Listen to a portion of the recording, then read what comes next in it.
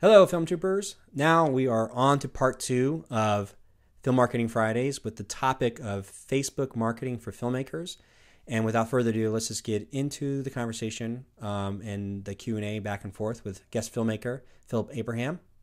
And here we go. But Yeah. Scott, let me ask you this. You mentioned dentists earlier. Yeah. So do you think that Cohen Brothers model of getting people together, professionals together, screening, let's say, samples, and then giving them an idea through a script or a synopsis or just giving them as much info like crowdfunding would but it's a physical, you know, hmm crowdfunding basically instead of a digital. Do you think that model is still something I that's think, feasible? Or well, if you take a step back, like this whole concept of Film Marketing Fridays is to explore deeper the marketing aspect for, you know, a a community of filmmakers that have just been sort of sold one thing, which is Mhm. like make your film, get in a festival, find those connections, Yeah, and yeah, make something great or be discovered. It's the American Idol syndrome. It's the talent show syndrome, where we're thinking that if we can make something, we put it online, we'll be discovered. yeah. But that dream has been around since the early days of Hollywood, with the starlet that worked at a coffee shop that's discovered by a talent agent. Mhm. That's been fed to us for so long.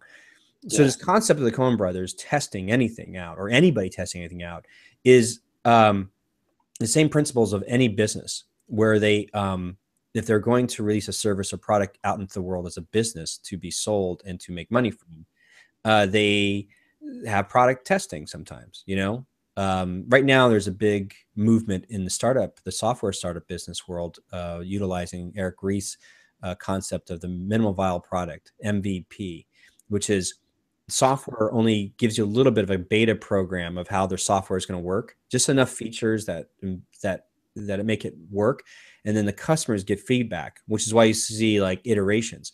I, coming from the video game world many years ago, we would do so much effort to release the first version of the game to get, even if it had full of bugs or whatever it might be, but the Yeah. second iteration was easier to build because you built the foundation, and Yeah. then you can make it better and better. So the concept there is testing it out to a marketplace or an audience or a group of investors is still the same age old sales process of priming your eventual buyer. Like Mhm. because when there's a big money decision that needs to be made, there's a lot of risks and barriers that the buyer or the investor or somebody who's buying into what you're doing has to overcome, where they Mhm. feel comfortable investing in you, investing into the project, or wherever it might be. This Yeah. is still the same old sales psychology. It doesn't matter what industry you're in. The difference when you are dealing with a small price product, a $5 product, $15 product, those are impulse buys. So you don't need to do as much effort in terms of like overselling it. You Yeah. just need to have enough things in place where somebody goes, it's like, well, what the hell? I'll buy it. Yeah. Instead of, yeah, 10 people trying to get $500 from each. Yeah, that's a little more difficult.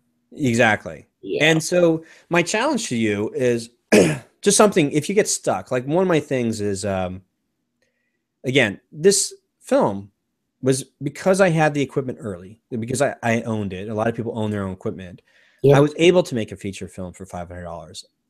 My goal to make the next film is not to go bigger. I don't have a desire to make it 10,000, 25,000, $250,000 for my next feature film. I have decided, like, I want to make another $500 feature film Mm. because I feel like I haven't scratched the surface enough of digging deeper, of challenging myself as a creative person to say there's a format here, there's a world here that can, I think I can tell a better story. I think I can do a better job. Yeah. And I'm not putting the pressure on myself to try to raise that kind of money on crowdfunding or whatever it might be Yeah. yet. Yeah. Um, a lot of it too stems from, in those who are staying with us at this hour mark, is that at the end of this, I give a free giveaway on Film Trooper every week. I give to the email list a free video on demand and digital download report, because I've taken the time to analyze and study the numbers, that because all independent filmmakers are trying to figure out, like, well, a lot of our independent films, that's where we're ending up. We're going to end up on Netflix or whatever it might be. We're going to end up on video on demand. Like a lot of us are not going to see the theatrical release. You know, we're Yeah. going to end up in this space. So what are the sales projections of that world so I can better plan for my film project to my investors? Well, Do you even think that's sorry to interrupt you. Do yeah. you think that's even um, a good idea to go through tug or something like this? And is that more just for the sake of having a theatrical, release, or is it actually to make some, income back or to promote the film? Do you think that's even a worthwhile venture? Well, I think that using Tug or Gather is, you know, they are a service. So their incentive is they need, in order to run a business, they need to make money. So they need filmmakers to be successful for them to make money. So per ticket, you know, they're hoping that somebody using their service allows them to, you know, have more success where they make money. Because if they have like a bunch of unsuccessful filmmakers using their service, they're not going to be around, you know. Maybe they'll be around because they charge like a base fee. Yeah. But the right now, there's not you're not seeing numbers. It's very rare that an uber independent filmmaker is going to see, if ever, numbers in the Hollywood standards. Like you're not going to see a $20 million weekend, you know, because a $20 million weekend means that you had your film in over 3,000 screens. And most tug and gather things are like you have your movie in one theater for Three one to 400 night. people or something. Yeah, we're like exactly, you know, and so just the metrics, the numbers aren't working that way. However, you can still make a profit. I made a profit. Again, it was I paid the expense to rent out a small little theater in you know, a couple hundred people that could sit into it in Portland, and made a premiere. And I could use Tug or whatever, but I did it on my own because it was feasible. You could keep those the cost of the Yeah. fees. So then I made money. I made a profit. You know, I Mm. grossed, you know, 700 and something dollars. And so, when you look at that, you're like, oh, that doesn't sound like much at all. But if you looked at like Box Office Mojo and you scroll down, like the number 100 movie of that weekend or whatever made like $300. So like I on my own did better than the top 100. Yeah, when you look at the ratio, Yeah. yeah, because a lot of movies flop, but Yeah. they've got 10 million behind them, So the thing is the experts are all going to tell you um, that you need a hybrid distribution plan. You're going to have to look at theatrical as an option, as long as it can be very calculated, that you know how much expense goes into the theatrical release through even locally, that you Yeah, can make money back because it's an event, because you have to make sure you get people in the seats. Now, marketing wise, make sure you have a crew in place, because that's one thing I was able to do. I made sure I had a photographer and a videographer and a friend that was interviewing people coming out of the movie. So I knew that if it all went, you know, I didn't make any money, at least content that I was creating from the event, I would be able to market later on, you know? And so those are things that you, as an entrepreneur, would see. It's like, how many ways can I skin this cat? How many ways can I yeah. utilize the event or the materials that I have and cross That promote? Yeah. that's probably more valuable than the actual screening. Yeah. Having all that content to show, hey, there's a big, movie premiere and people are coming out, and that's pretty impressive to people. Yeah. Yeah, yeah, that's a So great. that's, so my thoughts on that is because I've seen the numbers on video on demand, if that's the only space really that the Uber independent filmmaker majority is going to end up putting their film on, um, uh, the returns on it are not that great because it's all based on transactional numbers. Mhm. And so that's why I have a feeling that's why this concept of your film as an advertisement for something more. If you're only garnering around, you know, 100 to 500 transactions for your movie, instead of trying to push a 99 cents price point or a $5 price point or a $20 price point, can you make it more valuable at a $100 price point or a $200 price point? Because at that rate, then you're making in the range, you were able to make back $25,000, $50,000. And Yeah, if you utilize your film as an advertisement for something more valuable as a $100 product, then it's doable. And so that's where my thought process comes into, like, this is how the uber independent filmmaker can make a middle-class living in this concept. So anyway, gosh, let me keep rolling here. I want to Okay. keep your questions coming here. But by all means, I enjoy the conversation. Let's see here. You okay, make news. Yeah. That's right. We asked, like, how do I use my experience with my shorts and festival run to attract investors for my feature? That is definitely a loaded question. But if you can get one yes, that might take you down a road for more yeses, you know? Yeah, yeah, Just and get one, yeah, and make it I roll. agree. Yeah, I think that what you were saying about you know, targeting similar types of films for the features to try to get the people who worked on that, possibly not even at the top, but you know, maybe under the producer, maybe those people are interested. You can reach out to them individually. I Yeah. think that's a great idea, man. Well, eventually you might be able to get to the top people, but it's Yeah. a much easier way, more approachable way to at least get you're mining for information. You're Mhm. trying to really understand what's going on. So just because, like, somebody might be credited as something, you might realize, oh, that person wasn't really what you think they were. You Yeah. know, that kind of Yeah. stuff. All right, cool. So we're at the tail end here, which is the theme of the today's show, which is Facebook marketing for filmmakers. Because your Yeah. last two questions were, how often do we send out posts on Facebook and email our list about our short film? And lastly, um, how do I grow my email list for my film? And this all kind of ties hand to hand. Right? Okay. Yeah.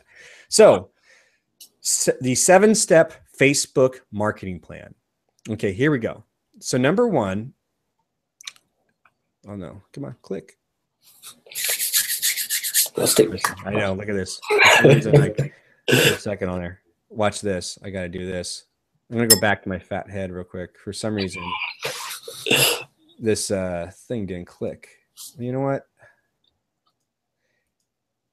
Are you doing this on purpose, Scott? No. It's so funny because, like, the screen won't. Okay, here we go. Watch this now. Now it'll work. I almost feel like Han Solo. Wait a minute. It's not my fault. You know, can't go to hyperspeed. You know. Oh, jeez. Come on. Here we go. Look at this. Audio must be like people going on audio going, oh, this sounds fantastic. All right. Come on, baby.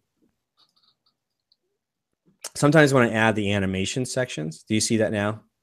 Okay. Not So yet. well, 7-step. Popped up. Just popped up. Okay. So 7-step Facebook marketing plan. And as you see here, we're just going to go through it all. Okay. Number one is lead magnet. You need to create a lead magnet, meaning that you need to create some ethical bribe, something to offer your targeted audience, something wonderful of value that will bring them onto your email list. Not your Facebook page per se just yet, but your email list. That's the overall goal. The number two thing is, after you know what your lead magnet is, and this could be a free PDF, like an ebook on how love is, you know, sacrifice and what that means, or, you know, 10 tips to live a loveless, a life full of love, or whatever it might be, something like that. Or it might be a video series. You might give 3 great tips away through a video series. It might be a webinar. It might be, you know, a free collection of awesome free photos that somebody can use, or whatever it might be, or inspirational quotes from world leaders. Whatever it is something you give away in exchange for them to be engaged. So then, after you know what that product is, or that magnet is, you have to have a landing page or a capture page. Okay. So you meaning, like, you might be on Facebook and you might put a post out that says, you know, get my 10 surefire ways to live a life full of love or without sacrifice, or what, I'm not too sure, trying to work out exactly what that would say. And just click here. And when somebody clicks here, they have to go to one single page. There's nothing else on the page. There's nothing else for them to do other than decide whether or not they want the free giveaway. You know what I mean? So that's what they call a lead capture page or a landing page. So you don't want to put it on, like, your website, and then your website above has a bunch of menu options.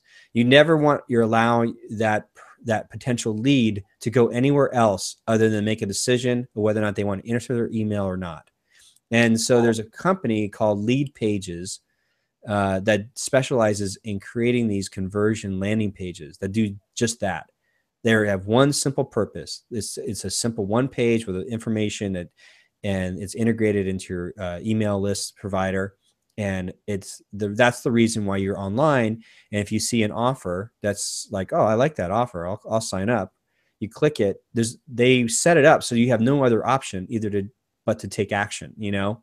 And that's how you want to do it. Who's our audience for that incentive? Is it film fans, or is it filmmakers? Or well, that's just it. I think that that's the big caveat, right? It's this one, the first go around was to other filmmakers, those who would be interested in what a feature film without a crew and made for $500 would look like. That was the sell. Okay. The second round of this is not going to be targeting that audience. It's going to be targeting an audience that I have to tap into that has an emotional connection to this concept of letting go of fear. So with yours, if love conquers all or love is sacrifice, digging deep into what those pain points are, which is why you do your research, spending time and reading comment sections to really understand what that emotional pain is. And then if you can provide a very creative solution to that, simply by maybe curating the best information, and because you've done the job of curating that information, that's who you sell to. And then I'll show you later as we get into this, like how Facebook allows you to target those specific lead magnet to. So as we get over to the slide share again, oh shoot, I did double click.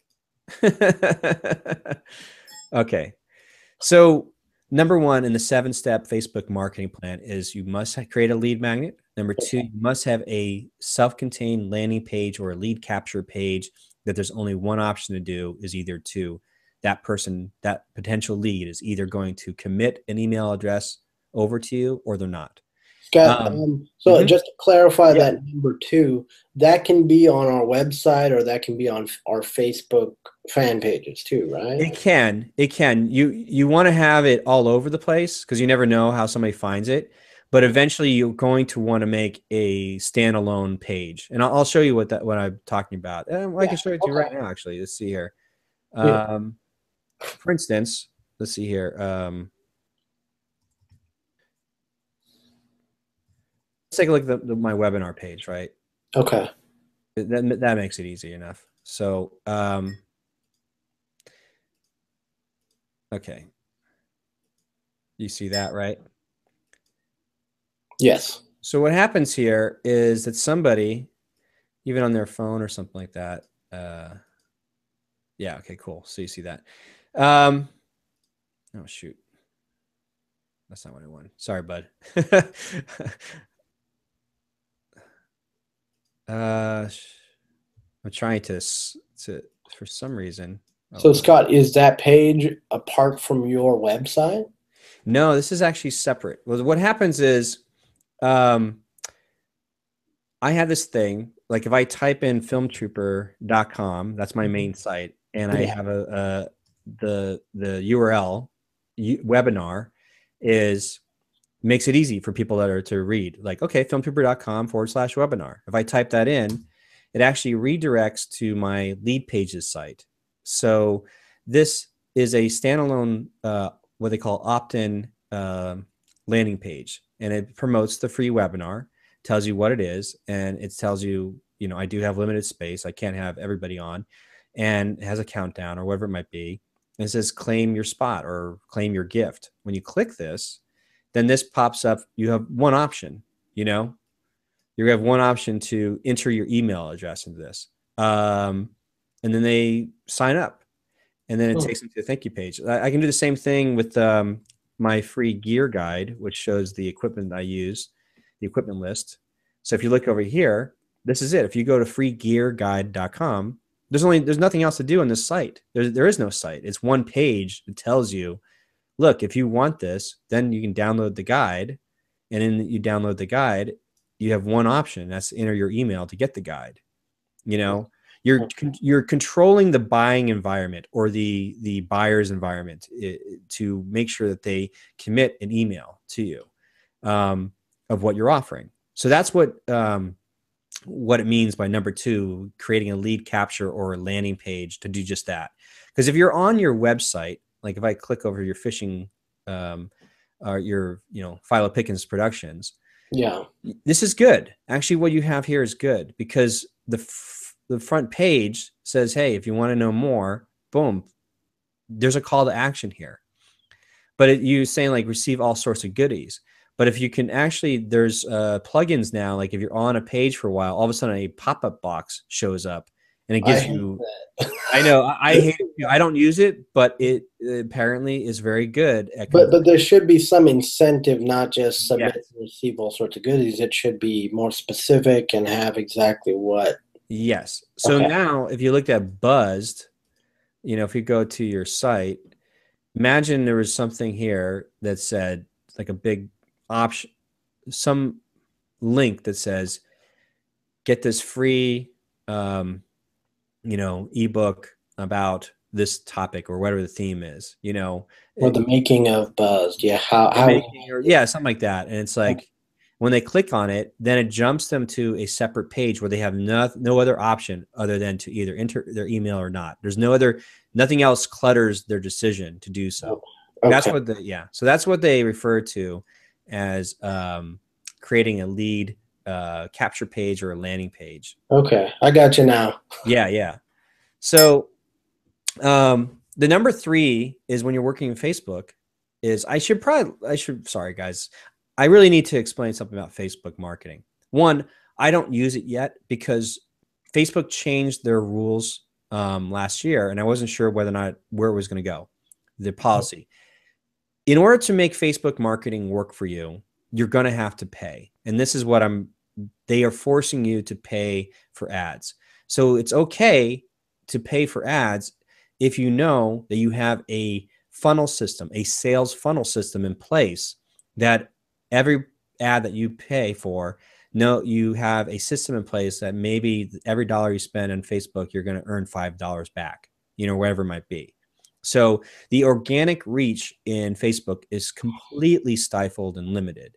I know people that have a fan base of maybe like 50,000 people. And when they put a post on their page, it reaches only about 1%.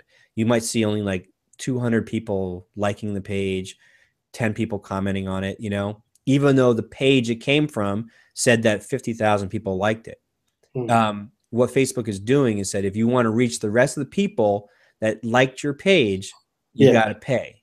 You got to pay. That's when they started having to promote it, You'll see it, promote, boost, post, or whatever it is. That is, we always wondered how Facebook was going to make some money. That's how they're making the money. Because you know what? The people that can pay are paying. And they have such amazing data on all of us.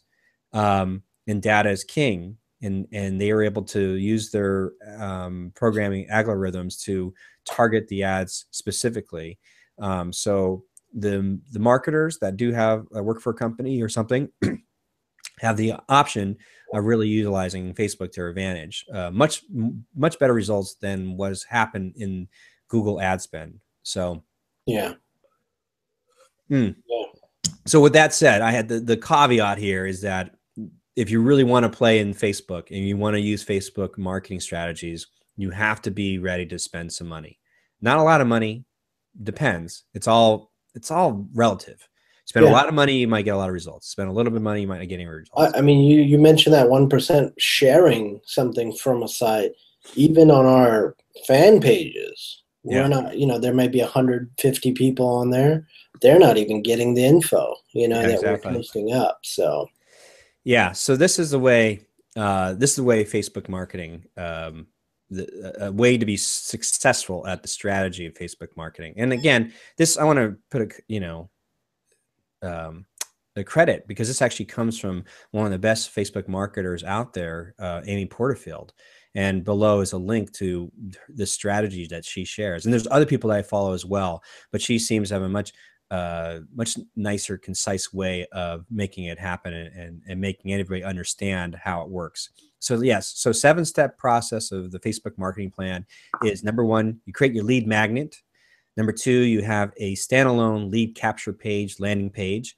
Number three, she says at this particular point, you're going to want to create a gotta have it Facebook ad post, like something. This is like a news feed's traffic stop that says, oh, I've got to have this, especially if your ad was, perfectly promoted to the perfect customer. So number four, she says you will send your Facebook ad to that perfect customer. And you're like, whoa, what do I know is a perfect customer? It's interesting because if you had collected somewhat of an email list already for your film project, this is where it gets kind of scary, because Facebook, believe it or not, you're able to upload that email list into Facebook's database, and they will match it to say, all right, that email list is corresponds to somebody else in Facebook. So it's like you have this email list that you collected, like, okay, I went to film festivals, whatever, people are interested in my film that gave me their email list. Or online, I gave away some giveaways and I've collected an email list, but I really want to supersize it in Facebook. So what I do is, like, how do I know who the perfect customer is? By uploading your list, Facebook will check. And then what you can ask Facebook to do is, like, I need a lookalike audience to my list that I just gave you. So then when you create a Facebook ad and then you pay to promote, Facebook will say, okay, we will promote your ad to your lookalike audience with all their database. And that's how you try to get more leads of the perfect customer. Because if you already have the perfect customer, because you already have people on your email list, this is how you double down and get more. What's crazy is we step back and go, my God, like, Facebook has that much data on all of us. You know what I mean? Yeah. And so this is what marketers are doing. And eventually marketers are going to screw it up, because marketers screw up every platform that ever comes around. So just be aware of all that stuff. Something else will emerge, Yeah. So for right now, Facebook is very powerful. Yeah. And this is one way, the strategy plan of doing so. Cool. Let's see here. Should be able to see that. All right. So, what did I do here? Oh, okay. So yes, the 7-step marketing plan, we do number one, lead magnet. Number two, the lead capture page / landing page. Number three, you got to create a gotta have it Facebook ad post. And number four, you send your Facebook ad to your perfect customer by maybe using the lookalike audience feature of Facebook. And then you only pay for the true leads, like, meaning that when it comes time to use your post, that's where you want to look for. You don't want to waste your money on promoting to everybody, because it's just money lost. Your goal is to try to get people on Facebook to click on your ad that sends them to your landing page that says, hey, get this free lead magnet, because you want them on your email list. Yeah, that's the goal, right? Yeah. So then you can measure the lead system if it's working or not. And in this crazy way, you can measure this, because Facebook actually offers like this weird thing where you can take this pixel code and put it on your thank you page. So what happens is, when somebody opts in for your free giveaway, they sign up and they get their email, they are immediately sent to a thank you page of your choosing. And that thank you page tells them what's going to happen next, which is, like, one, they got to confirm the email address, because you want to make sure that it's a real person, not a spam bot, or somebody's not using some, like, a dummy account, some fake email address. In order to get the free gift, you got to make sure they confirm that they're a real person, so it's that way to prevent spamming. So on that thank you page, there's a way that you can take a piece of code that Facebook gives you, and it's a little tiny pixel that just exists on that page, that actually that enough data is then translated back to Facebook, and Facebook will tell you in their analytical metrics whether or not how effective your Facebook ad was doing. Did it lead, if you paid for an ad that reached 10,000 people, and then it said like 3,000 people came and actually went all the way through to the thank you page, then you can say, okay, I had a 30% conversion rate. Like, is that good, or do I want a higher rate? Like, now we're getting all nerdy metrics here, but this is exactly what is offered on Facebook. and this is how the experts are doing it on Facebook, and this is how filmmakers could do it if they have an ad spend account or in their budget of how to utilize Facebook better for, you know, promoting their film. Have the data in front of Yeah. them. Yeah. Well, it's a way to track it very specifically, so you know that you're not wasting money, you know, like home. Yeah. So, okay, cool. So the next one is see, yeah, you met number 6 is to measure if the lead system is working. And the last thing is you have to have a sales funnel in place. Like once somebody gets on your email list, then you really have to have a very efficient email list system or whatever you're offering. Maybe when they sign up for the email list, you're going to give them 3 amazing videos or all this bonus extras or whatever it might be, because you want them to stay on your list. Because what happens is a lot of people will sign up for something and get something free, and then they'll immediately opt out. They'll unsubscribe from your list. So it's your job as a content creator to give them more things, to make it more valuable to them. Now, if you're using Facebook marketing plan, if you're paying for Facebook ads, you better have some sort of sales funnel in place, meaning that you better have something you're selling. Otherwise, you're just wasting money.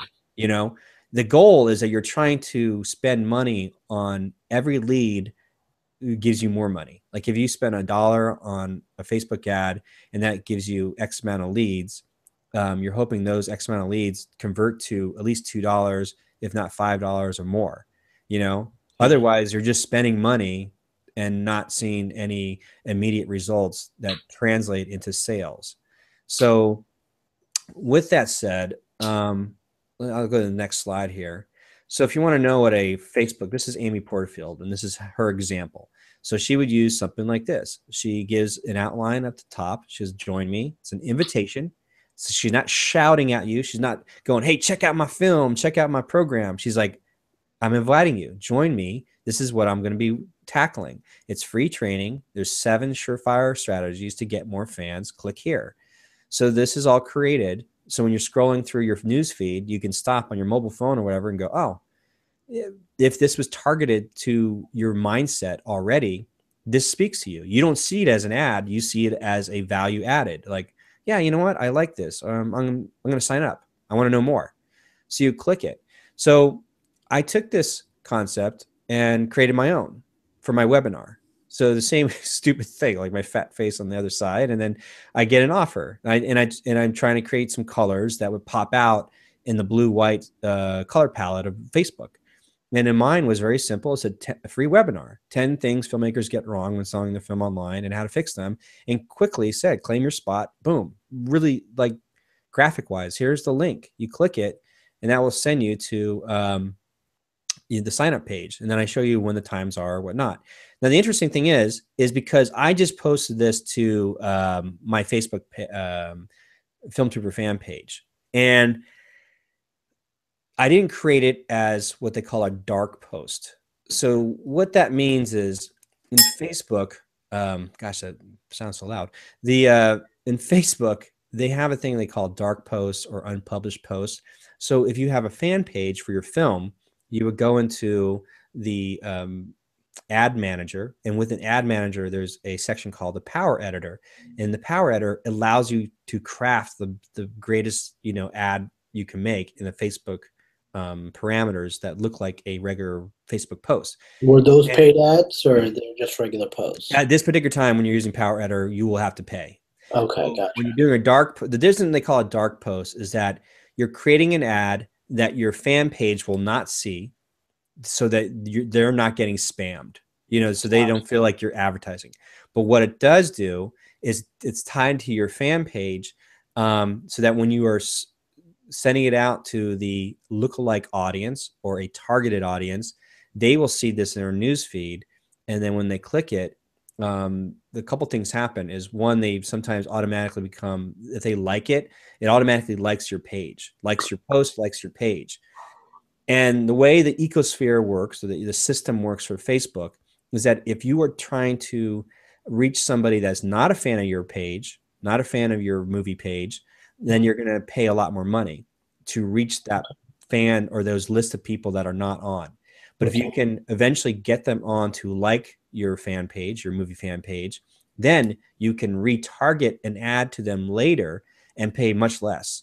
So Facebook actually encourages you to still get as many likes to your business page, your movie fan page, and then you retarget ads to your list of or people that have already liked your stuff, so that you can have a lower ad spend.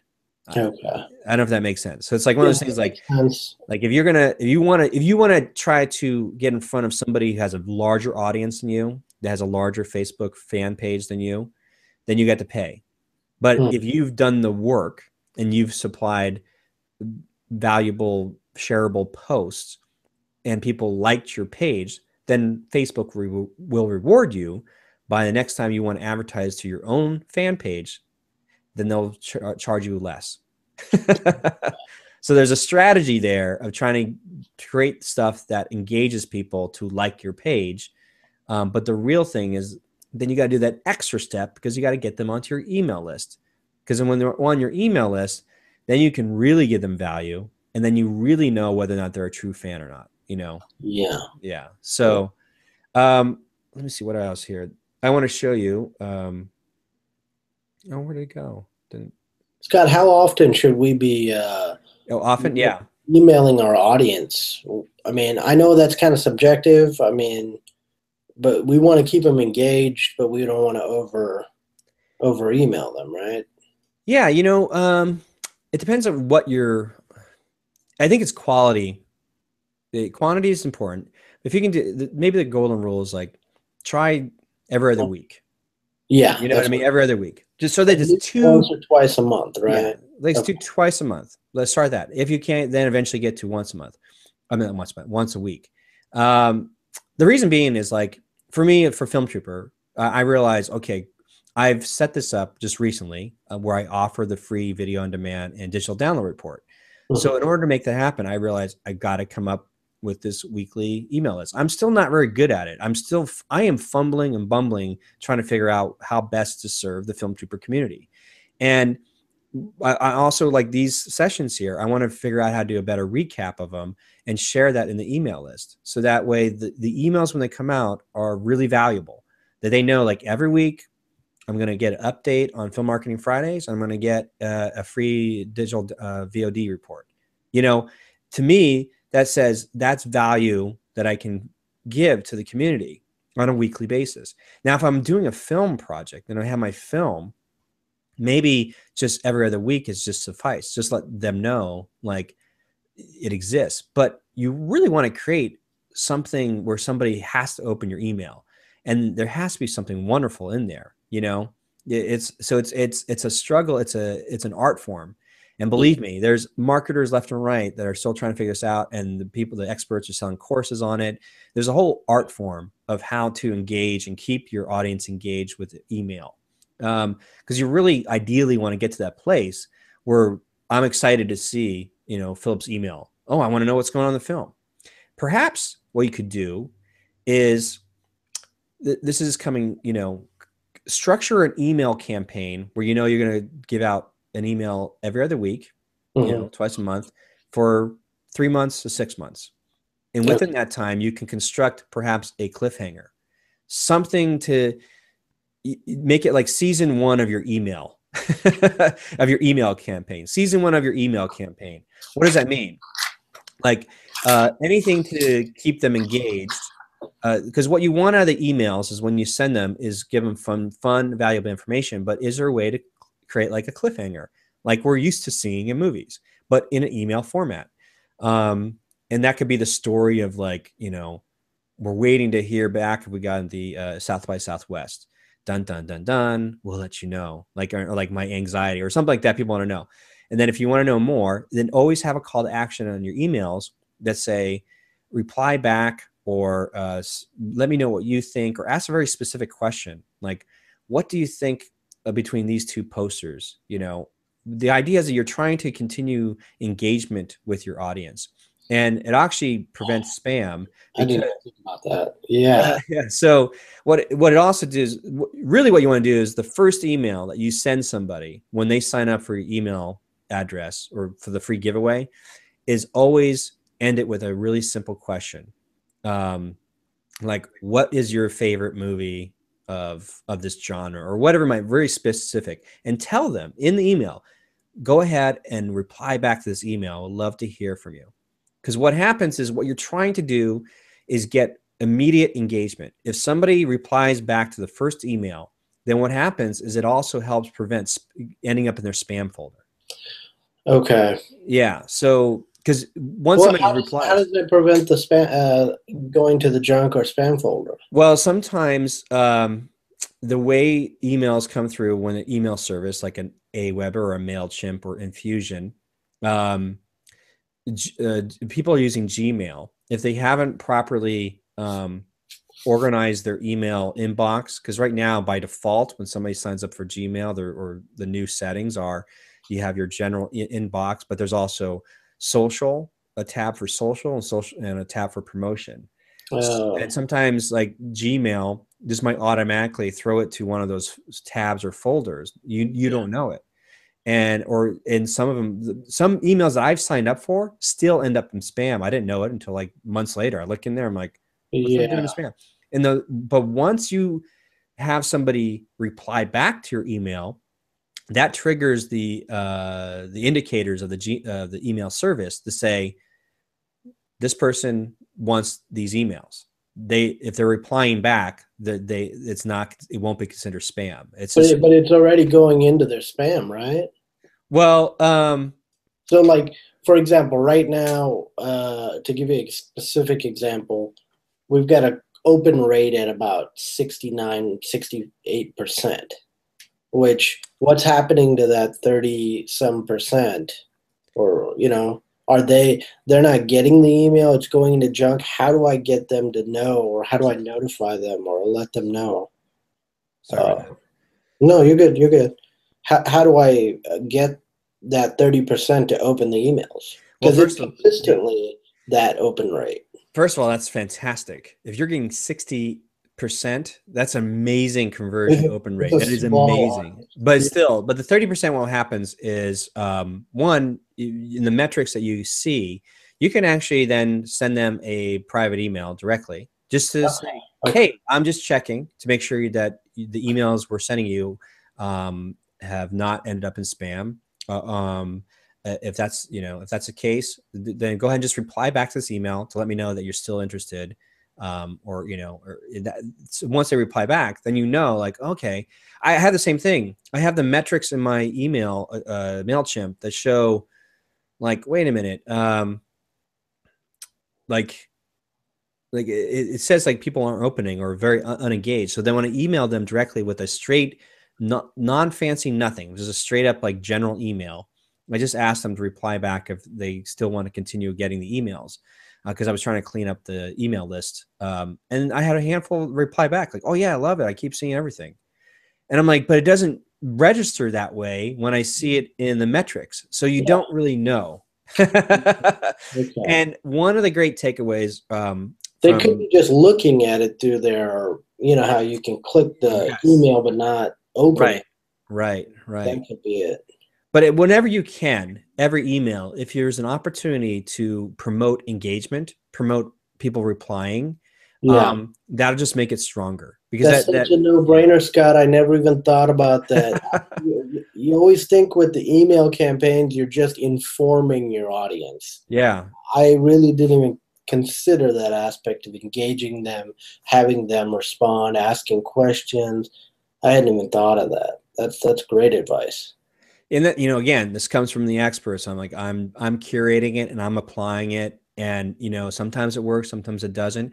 But if you get in that habit of just being in that mindset and that mind and developing your funnel system, your email system that way, Mhm. at least you're setting yourself up for greater success, Yeah, as yeah, opposed to not. So, yeah, definitely. Oh, what do I do here?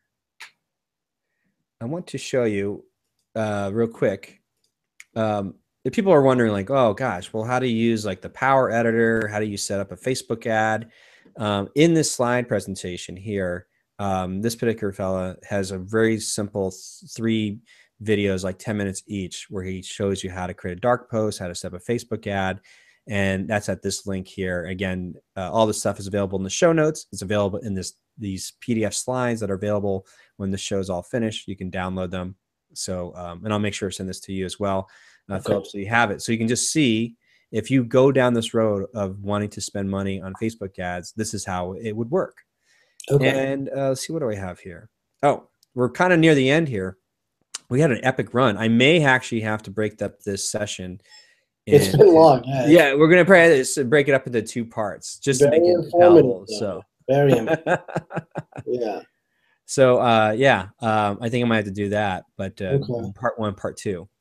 But with that said, let me before we wrap it up, there's a lot of questions, a lot of stuff to go over. I kind of just did a once over about the Facebook strategy, but as long as people understand the general concept, which is it's all aimed as a way to promote back to your list so that you have control. And within the world of your list, believe me, that's a whole nother discussion that I'm probably gonna have on Film Marketing Fridays, which is like, all right, this is how you set it up, and this is sort of the sequence that is recommended of how to keep them engaged, how to keep value, and maybe just keep it like simple, because of like a 5-7 part email series that eventually ends to a sale of your film bundle. Because what we're all trying to do is create these systems. So like, you make your film, you make Buzzed, you create a sales system funnel around it where it advertises something that's a little bit more expensive. Maybe it's a $7 product, $25 product, whatever it might be. And then you create your emails to lead to that eventual sale. And then if you have a system in place, then you can promote on any of the social media platforms to lead them back to your lead magnet page. They opt in, they get a bunch of free value. And in the process, you're priming them to become fans of what you're doing. So when eventually by the 5th email that you release to them automatically with your automation system, it simply says, now for a limited time, you can get this, movie bundle that we made and this book or whatever it is for $7, $10, $25, but this special offer only lasts for an X amount of time. You have to create that sort of urgency for them to take some sort of action. Now, if you can fine tune and get that system in place, what happens is you made it once and what they call evergreen. Then you can move on to your next film project, your efforts. You just know this exists. And then, days down the line, you might just, months down the line, weeks down the line, you might just start looking and go, oh, we made another sale. Not because you didn't do anything, just because because you've already created a system in place, you might start seeing sales kind of come in here and there. I still see sales. Where are you selling it though? On your website or? Well, yeah, you just sell it through your email. Think about it. Oh, okay. So check this out. So like, I sign up for your email list, but because you gave me some great giveaway, because it was like, oh, I don't know, you targeted me specifically because you're selling something, like maybe it's a book on 7 funniest romantic, tips for your wife or whatever. Or like, okay, so I bought into it, but because it was so well made and it was tied into this movie that looks interesting, that you sell, that you create an environment for the buyer to be like, oh, this is interesting. But then the email list that I'm on your email list, you ask me to engage, or you ask me a very poignant questions that I respond to, and then I get some feedback. So I feel like I'm communicating with a real person. I'm not being spammed at by some email marketing machine. There's like some real engagement. So then all of a sudden you were saying, look, I got 3 great videos for you. You're going to love them. They're super funny, but they have a point. There's something of value that you can get out of this, some tips or whatever. So I watch these short videos that you made, and they happen like once every other day. So within a week's time, 2 weeks time, I've gotten used to what you're offering, and I enjoyed what you offered. So, maybe the next 2 emails after that, like a couple days or a week later, just offer more value, but they're still part of your theme, your marketing message. So it's all part of the same psychology of the whole reason I jumped on. And Okay. then maybe the last email of that series is simply like, you know what, it's been such a fun ride, sharing this stuff with you.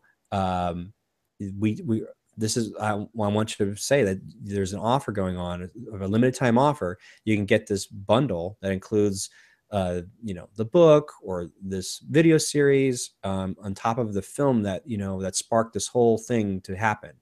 And then you can throw in there like support any film or whatever it is, or just give that guilt thing, whatever the sales message is.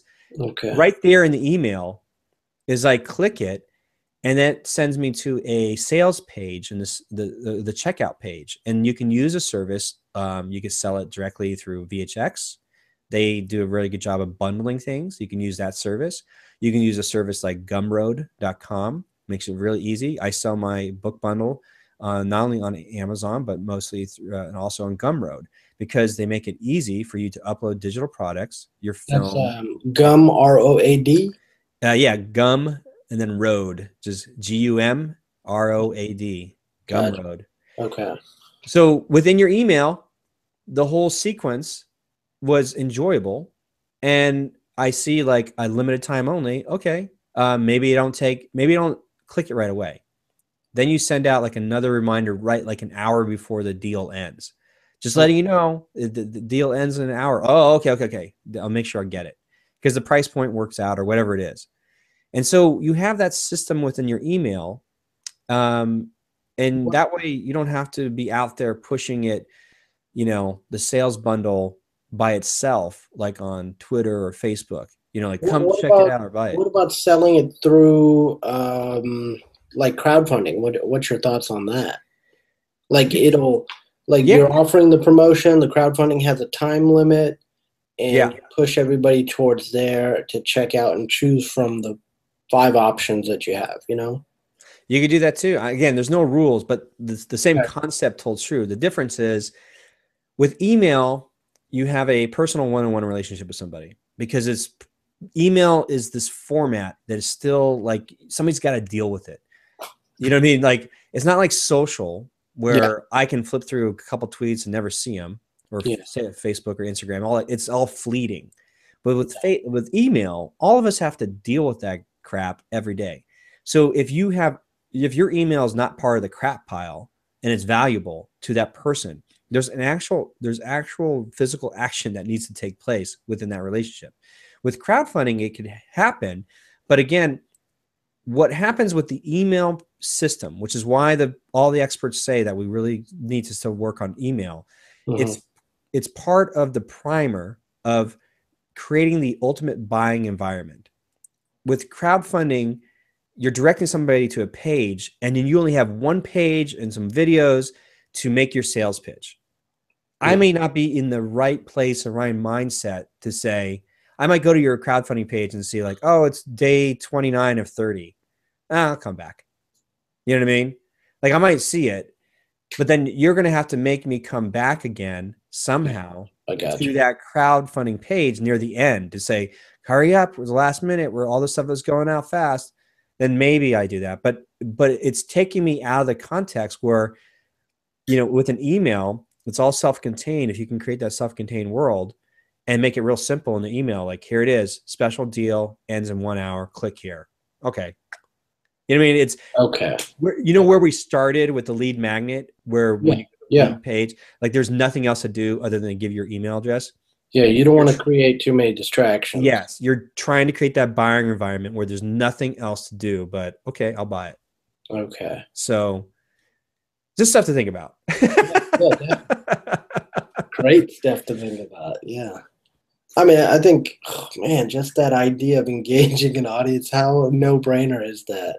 Because for some reason, I only applied that to Facebook Hmm. and the social media. Yeah. I never really thought of that concept for emailing. Yeah. Weird. It's kind of crazy. Yeah, but Yeah. once you see it start working, it's cool. Like it's funny. I'm aware of all the concepts as I'm curating and I'm sharing this stuff with the film trooper community. I think everybody needs to know it's a total different world when you're trying to apply it, because sometimes some people just are able to shoot faster and grow a list faster because Mhm. they might have a subject or film or their trailer just hits the right demographic of people that just goes wildfire. You know, right now I haven't done enough with my film products to see. I'm building the plan. I'm making the next film, you know, and all that kind of stuff. Everything I'm doing is I'm doing for the Film Trooper side of things. But you can imagine I'm in a sort of uphill battle with Film Trooper because it's trying to define this concept of what are you talking about, uber independent filmmaker, and what do Yeah. you mean our film is an advertisement, and what do you mean we're not selling the film? Because I am in an uphill battle against years of traditional thinking. You know, Yeah. like I'm coming at it from a completely different angle, Yeah. and trying to apply it to a very specific group of people, and like those who do want to pursue the world of the film markets, the world of you know, raising capital, of soft Mhm. money, hard money, private equity. There is a world, and there's so many amazing experts out there that play in that world that I can direct people to. But Yeah. I'm at this uphill battle of like, this is my little message. This is the line in the sand that I've drawn to say, guess what? I am not interested in making just yet those big budgeted movies because I've had that experience. I'm really interested in these tiny things because I personally am trying to build a lifestyle business. Yeah. I don't live in Hollywood. I don't live in Southern California anymore. You live in Austin. I live in Portland. I'm trying to build a business through my art that allows me to live a middle class living. You know, Yeah. that's what Yeah. I'm doing on a regular basis. So Sustainability. Yeah. yeah, and that is what's interesting to me. And so, you know, I still, when I say uphill, there's a lot that I have to figure out what my marketing message is to best um, sell that or create the buying environment for other filmmakers to go, yeah, you know what? I'm in the same boat. I have the same pains. How do I do this? You know, and What that's, Yeah, what you said last week was, I think, pretty telling. That on last Friday's Film mm-hmm. Marketing Fridays, you were discussing how most of the audience that you're dealing with are a little bit older, not in their early Yes. 20s. They're later 20s or in the 30s, and I think that's because after a while you've got a more realistic idea of the whole perspective of this industry, and Yeah. waiting around for somebody to choose you is not really a very smart way to go about doing things. And Yeah. the 20-year-old is still has that idea, and they're still going out there in the old model when you would assume that they would be the ones on the cutting edge of it, trying to figure out what are these non-traditional ways of getting your films out there.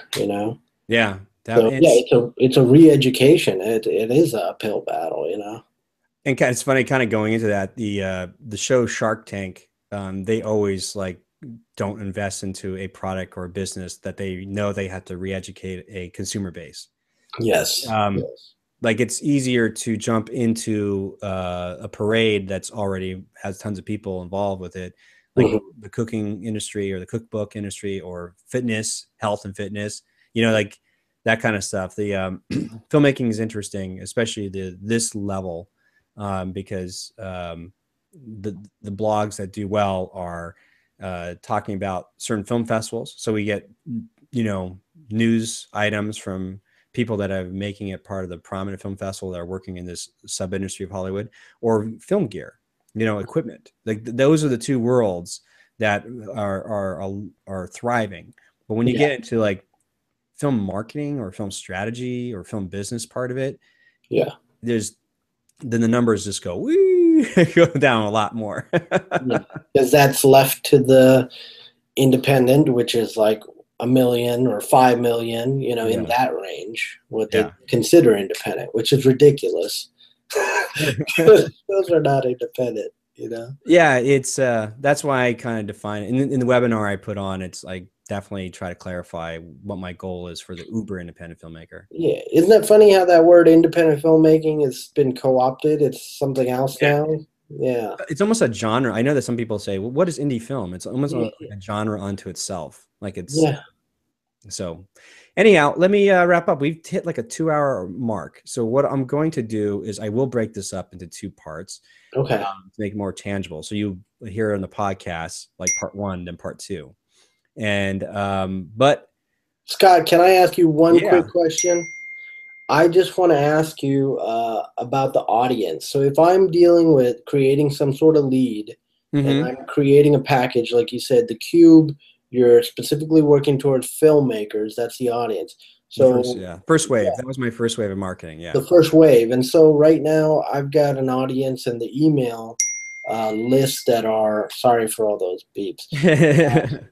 For all the audience, they're basically mixed up. It's filmmakers and it's film fans. So Yeah. who should I be creating these bundles for? Should I do it like you're doing and having a first wave of filmmakers and then maybe later on doing it towards film fans? What are your thoughts on that?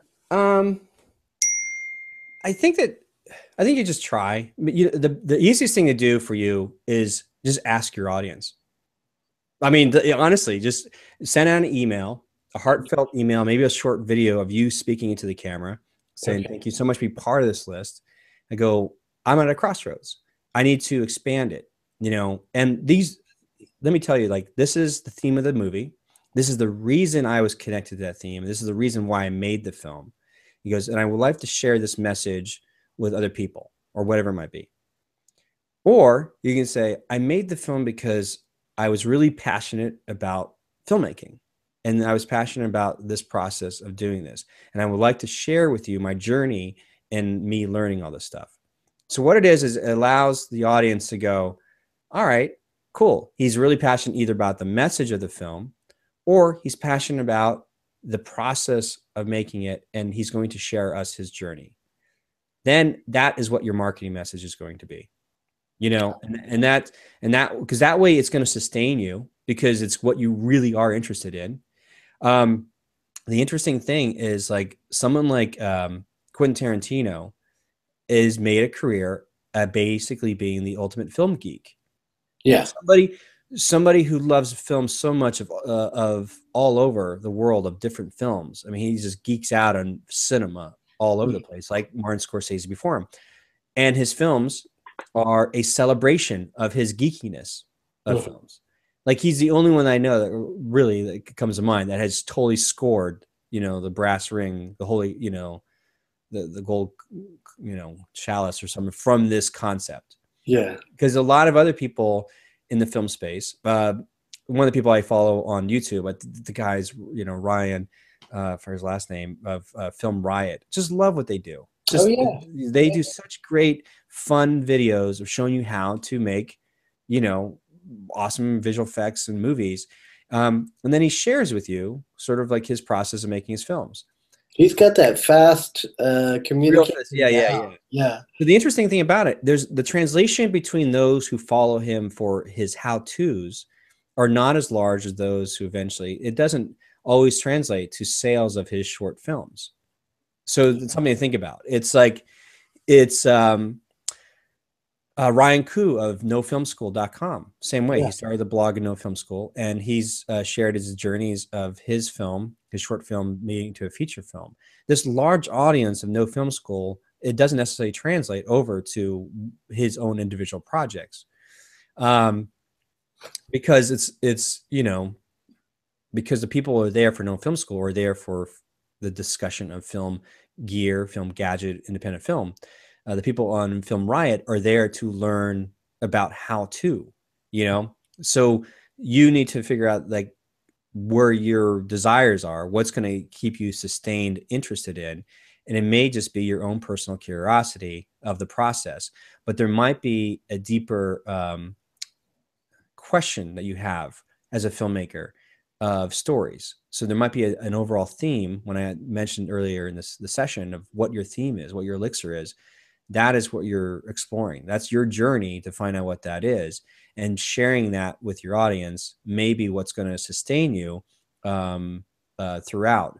Because if you go down a path where you're just trying to promote and sell the film buzzed and its theme, you might have some interest in it, but maybe not enough interest to keep it sustained for a long time. Yeah. So Yeah. for you have an opportunity to bare your soul to your audience in your email and ask Should the them. audience be split? I don't, you know what? I think you're probably at the beginning stages of it already. That it's okay that if some people leave or don't leave. But I think that the beautiful thing about all stories or cinema is that a film about something completely remotely different than what we ever expect to be interested in can be very interesting to us if the story is told well, right? You like, you know, there might be, I don't know, like say I have no interest in soccer, you know, whatever it is, like maybe it's something like that. But because somebody presented a movie, a story, because I'm interested in the character overcoming the general theme of the underdog overcoming adversity, Mhm. then I'm bought into the story no matter what the context, the style around it is. You have an opportunity to be that story, which is like, you know, Philo Pickens, you know, Philip Abraham. This is why I'm making these films. This is what I got out of it. But I'm interested in this bigger journey. And I would Yep. love for you to follow along with me. And I want to share with you and I want to give you value what I learned. Or like I want to share the bits and pieces of elixir that I've discovered. And I come down and I share with you and join me in this journey. What it is then you will build that fan base because people are interested in you. You become the personal brand. Let's take a look at a bigger case scenario, which is Kevin Smith. Yeah. Kevin Smith, because he was so charismatic and honest and funny in his Q&As of his films, won over an entire huge fan base. So Mm. he has the gift of gab. He just talks a lot and he's very good at it. So when he makes his film, sometimes those audience translates over to watching him and supporting him, but it's not always like 100. You know, his conversion rate to that is probably not anywhere near 68% or whatever, you know, but the people that follow him enjoy him for what he is. He becomes a fan that way. He did like a stand-up special Yeah, exactly. type thing. So it's like, what? So you have an opportunity with a small audience to grow, you know, over and over with your email list to share that world. To and honestly, these hangouts with my face in front of the audience is a means of personal branding because I want people to know who I am in case I write something or I put a video together, it might be misconstrued. But this honest conversation back and forth is I hope that people, when they meet me in person, go, oh my God, you're exactly like you are on those hangout sessions. Like I don't want to make any difference. I want to make sure that people know, like, oh, that's that guy. But I want to make sure people see that there's an earnest desire, like I'm fueled by trying to help answer your questions because whatever, like I don't have the answers, but I like this concept of let me be the guy that can try to find those answers for other filmmakers and see if we can't crack this code together. Like, you know, I Okay. like that. And the more people that come on, like yourself, other filmmakers, the more it fuels me to try to find the answers. Like this Facebook example, like I said, I don't do Facebook marketing because I'm not at a place yet where I can spend money in my sales system, but I'm aware of it. And because of your questions that came in, it forced me to like create a little presentation of like, well, how would this work? You know what I mean? I like that because then somebody else might come up with a question next week of like, well, hey, how to use Pinterest? Like, oh my God, I don't know how to use Pinterest. Like now I'm gonna have to figure out how to use Pinterest, you know? The challenge, yeah. Yeah. It's I enjoy the challenge and the opportunity to serve and the opportunity, like again, that all of us have is to decide what audience we want to serve. And I Yeah. do find quite a bit of enjoyment working with, you know, older filmmakers that are seasoned that have a deeper desire to learn more about this stuff. Yeah. And I like it because it's the opposite of sort of that cynical, bitter, um, jealous filmmaker that Mm. sometimes comes about in the independent film world. Yeah. And so it's We're a great, actively trying to learn and improve ourselves. Yeah. yeah. So that, my friend, is about all. I don't know if I've answered your question about Yes. how to split your audience. Don't ask me Yeah. really. Ask your Yeah. audience. Just Definitely. just bring it to them. When in doubt, ask your audience. You know. Okay. So cool. Awesome, Scott. Scott, I just want to say thank you so much. I am a film trooper, and I've been a fan of all the important resources you've been giving filmmakers, and I appreciate that and your sincerity and just everything you have basically provided for the Uber filmmaker is invaluable. So you're very humble about it, saying that you're just aggregating this info, but the information's everywhere, but it's how you aggregate it. That's what's most important. So I really do appreciate that. And, Well, I'm going to be continuing to get your guru like advice. So thank you. well, thank you so much. Well, with that said, I have to. This is my version of paying the bills. Like if you stuck around for hour 1 and hour 2, then please you don't go away empty-handed. So check this out. So here it is, my little slide that says "Don't go away empty-handed." I do offer a free video on demand and digital download report. So if you need VOD sales projections, then all you have to do is sign up and get this free report. It's a weekly report, and you'll see the analysis of a VOD and digital download numbers. And you'll see my analysis and case study on the 1% rule. And this is all free to you over at freevodreports.com. And that's it. And that's all we have for this week on Film Marketing Fridays. I really, really appreciate my guest, Phillip Abraham, and check out his stuff in the links below. And I'm excited to see where his journey takes him. And you're always welcome to come back on. Awesome. Thank you, Scott. Really appreciate it. Looking forward to more episodes coming up. Awesome. That's it, you guys. Thank you so much. Bye.